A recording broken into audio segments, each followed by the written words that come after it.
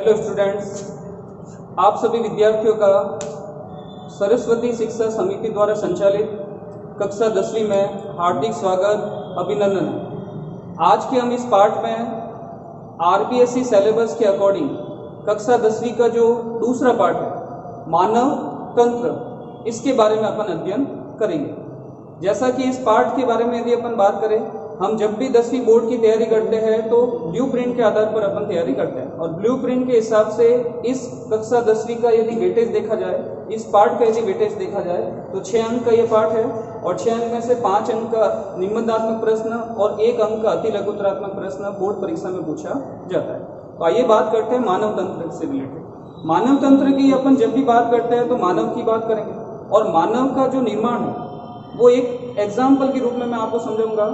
जैसे आपने मकान को देखा होगा कि मकान का जो निर्माण होता है वो ईंटों से होता है, यानी मकान की जो मूलभूत इकाई है वो ईंट है और ईंट का निर्माण जो है वो सूक्ष्म कणों से होता है। तो ईंट की जो मूलभूत इकाई है वो सूक्ष्म कण है, यानी सूक्ष्म कण मिलकर ईंट का निर्माण करते हैं और ईंट मिलकर मकान का निर्माण करती है। उसी प्रकार मानव शरीर का भी निर्माण कोशिकाओं के द्वारा होता है, यानी मानव शरीर की जो मूलभूत इकाई है वो कौन सी है? कोशिका, यानी कोशिका मिलकर जो है वो मानव शरीर का निर्माण करती है।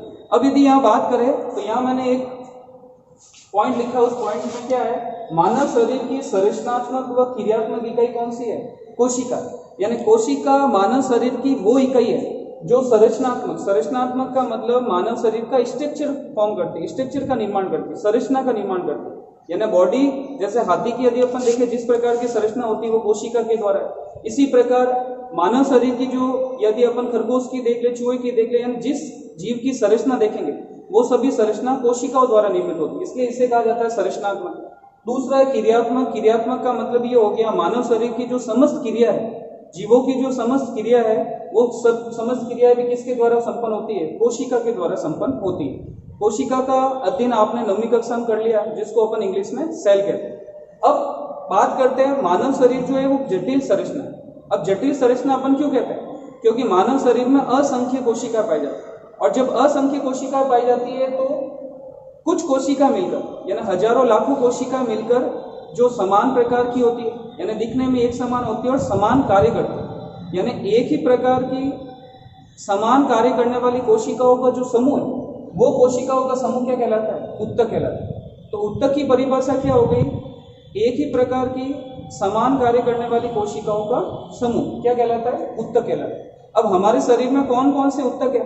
तो हमारे शरीर में अस्थि है, पेशी है, ये सभी उत्तक है। यानी हड्डियों की बात करें तो हड्डियों में जो कोशिका है वो समान प्रकार की कोशिका है और वो समान प्रकार की कोशिका है समान प्रकार का कार्य करती है, तो उन्हें उत्तक कहा जाता है। अब उत्तक के बारे में यदि आगे बात करें, अंग, यानी समान प्रकार के उत्तक जो एक जैसा कार्य करते हैं, वो सभी उत्तक मिलकर जो समूह बनाते हैं उस समूह को अपन क्या कहते हैं? अंग कहते हैं।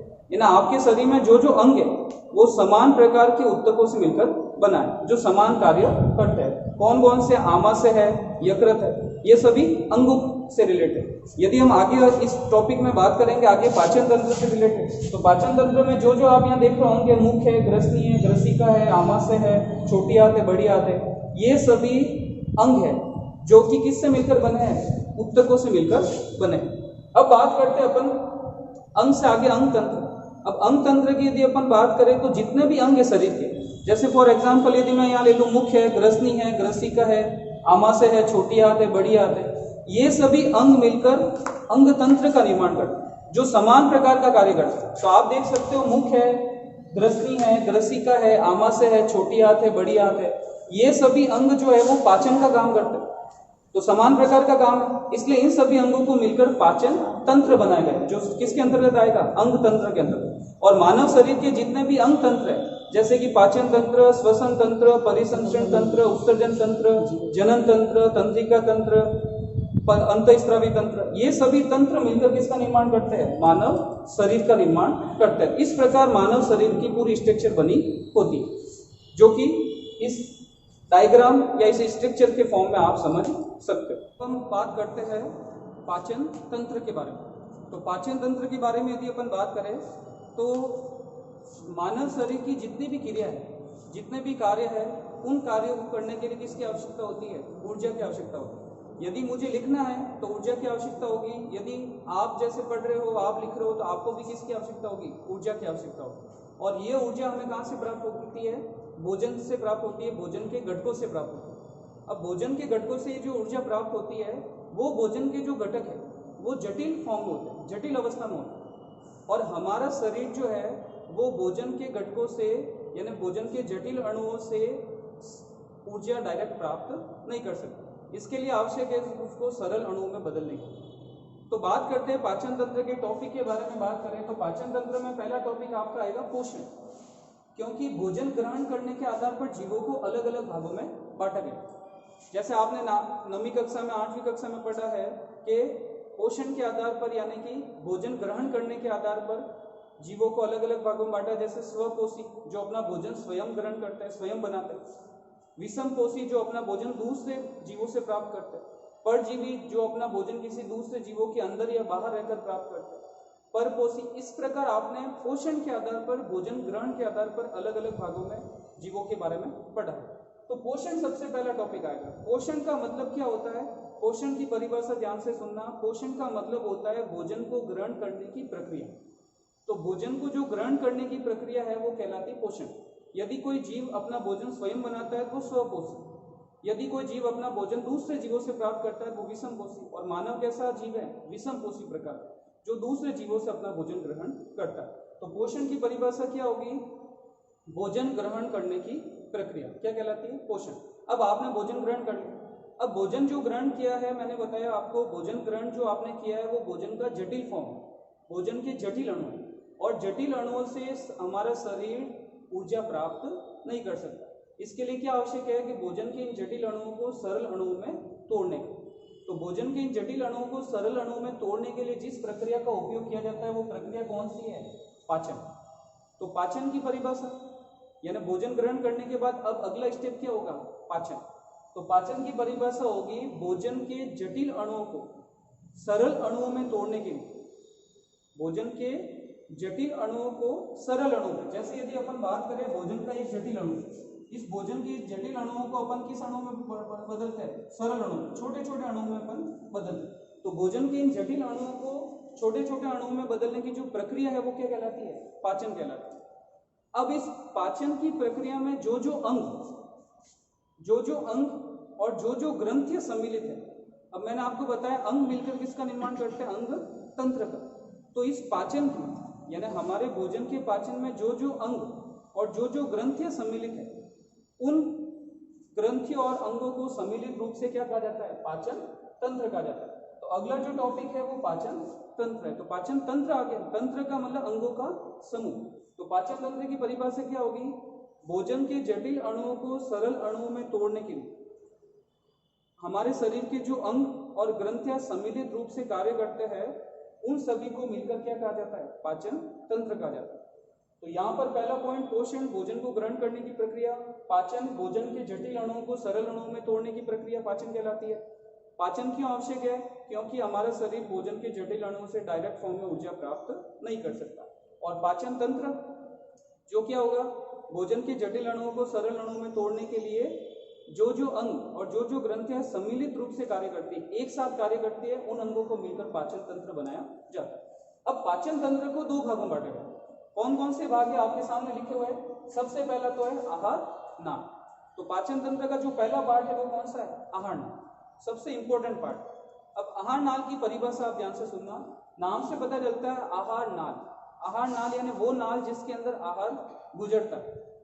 अब आहार नाल के बारे में यदि अपन बात करें तो ये चित्र आप देख सकते हो, आहार नाल का कंप्लीट चित्र आपके सामने उपस्थित है। और ये जो चित्र है वो हमारे शरीर का ही चित्र है, जिसको व्यवस्थित ढंग से आपके सामने बनाया गया। अब यदि अपन बात करें आहार नाल में किन किन अंगों को सम्मिलित किया गया, आप ये ध्यान रखना, आहार नाल में तो अंगों को सम्मिलित किया गया और पाचक ग्रंथियां।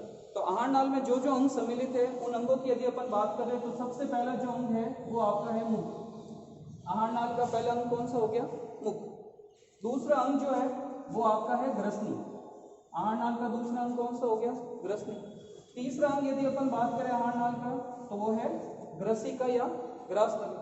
चौथे अंग की यदि अपन बात करें आहार नाल का तो वो है आपका आमाशय। पांचवें अंग की यदि अपन बात करें आहार नाल का, तो पांचवा अंग आमा से किसमें खुल रहा है? छोटी आंत में। तो पांचवा अंग आपका हो गया छोटी आंत। इसके बाद छोटी आंत से भोजन जा रहा है बड़ी आंत में, तो आपका छठा अंग जो है वो हो गया बड़ी आंत। और बड़ी आंत से भोजन मलाशय व गुदा, तो ये आपका हो गया सातवां। यानी आहार नाल कंप्लीट 7 अंगों से मिलकर बना है, जो कहां से कहां तक है? मुख से लेकर गुदा तक। तो हमारे शरीर में जो आहार नाल है वो मुख से लेकर गुदा तक एक लंबी व सतत नलिका, यानी हमारे शरीर का सबसे लंबा भाग आपको पूछ ले, यानी हमारे शरीर की सबसे लंबी नलिका कौन सी है? तो वो नलिका कौन सी है? आहार नाल, जो कहां से कहां तक है? मुख से लेकर गुदा तक। तो मुख से लेकर गुदा तक आहार नाल एक लंबी व सतत नलिका है, जिसमें भोजन विभिन्न अंगों से होकर गुजरता है। और वो सभी अंग और वो सभी पाचक ग्रंथियां भोजन का क्या करती है? पाचन करती है। अब आहार नाल की लंबाई यदि अपन देखें, तो आहार नाल की जो लंबाई होती है वो होती है 8 से 10 मीटर। तो 8 से 10 मीटर इसकी क्या है? लंबाई। तो आहार नाल की लंबाई के बारे में यदि अपन बात करें तो 8 से 10 मीटर इसकी लंबाई है, जो कि हमारे शरीर का सबसे लंबा भाग है। तो प्रश्न यहाँ से पूछा जाता है, आहार नाल में उपस्थित विभिन्न अंगों को क्रम से लिखिए। कौन कौन से अंग है? सबसे पहला मुख, दूसरा ग्रसनी, तीसरा ग्रास नली, चौथा आमाशय, पांचवा बड़ी छोटी आंत, छठा बड़ी आंत, सातवां मलाशय और गुदा। तो ये क्रम से आपको याद होने चाहिए। यदि आपको इस चित्र के बारे में पता है, चित्र बनाना आपको आता है, तो आप इस क्रम को आसानी से लिख सकते हो, जो कि आहार नाल से रिलेटेड। अब आहार नाल हो गया। आहार नाल के बाद अगला जो पॉइंट आएगा वो पॉइंट आपका होगा पाचक ग्रंथियां। अब पाचक ग्रंथियां कौन कौन सी है? तो पाचक ग्रंथियां हमारे शरीर में जो भोजन का पाचन करती है वो 3 प्रकार की पाचक ग्रंथियां। कौन कौन सी पाचक ग्रंथियां? तो मैं यहाँ पर देखो, सबसे पहले बात करता हूँ लार ग्रंथि। सबसे पहले पाचक ग्रंथि की यदि अपन बात करें, लार ग्रंथि, ये जो लार ग्रंथि हमारे मुख में उपस्थित होती है, ये सबसे पहली पाचक ग्रंथि, जिसको अपन लाला ग्रंथि के नाम से भी जानते हैं। अब इस ग्रंथि से लार रस स्रावित होता है, जो अपन लार कहते हैं। तो पहली ग्रंथि जो है वो लार ग्रंथि। दूसरी ग्रंथि आपकी है वो कौन सी है? यकृत ग्रंथि। पहली ग्रंथि लार ग्रंथि, दूसरी ग्रंथि कौन सी हो गई? यकृत ग्रंथि। यकृत ग्रंथि आपको पता होगा मानव शरीर की सबसे बड़ी ग्रंथि, लार्जेस्ट ग्लैंड है। तो मानव शरीर की सबसे बड़ी ग्रंथि जो है वो कौन सी है? यकृत ग्रंथि। तो पहली लार ग्रंथि, दूसरी यकृत ग्रंथि, और तीसरी यदि अपन बात करें तो तीसरी जो ग्रंथि है वो आपके सामने दे रखी है, अग्नाशय ग्रंथि। तीसरी ग्रंथि कौन सी है? अग्नाशय ग्रंथि। तो पहली ग्रंथि लार ग्रंथि, दूसरा यकृत ग्रंथि, और तीसरी कौन सी ग्रंथि है? अग्नाशय ग्रंथि। ये तीनों ग्रंथियां जो है वो किसके अंतर्गत सम्मिलित है? पाचक ग्रंथियों के अंतर्गत। तो हमने पाचन तंत्र के अंतर्गत जो जो टॉपिक पढ़ा है, सबसे पहला आहार नाल। आहार नाल की परिभाषा, हमारे शरीर में मुख से लेकर गुदा तक एक लंबी सतत नलिका है, जिससे भोजन विभिन्न अंगों से होकर गुजरता है, जिसकी लंबाई लगभग कितनी है? 8 से 10 मीटर इसकी लगभग लंबाई है। और ये जो आहार नल की लंबाई है वो हमारे शरीर का सबसे लंबा भाग है।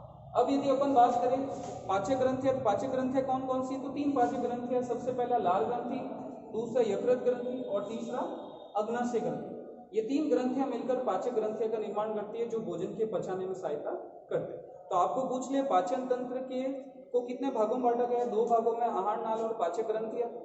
आहार नाल के बारे में आपको पता चल गया, पाचक ग्रंथियों के बारे में आपको पता चल गया। अब अगला जो टॉपिक हमारा आएगा वो आएगा पाचन की प्रक्रिया के बारे में। पाचन कैसे होता है भोजन का, और भोजन के पाचन के लिए अपन आहार नाल से प्रारंभ करेंगे, जो कि सबसे पहला टॉपिक आएगा आपका मुख का, क्योंकि मुख से ही अपन भोजन को ग्रहण करते हैं, और सबसे पहले भोजन का पाचन भी कहाँ होता है?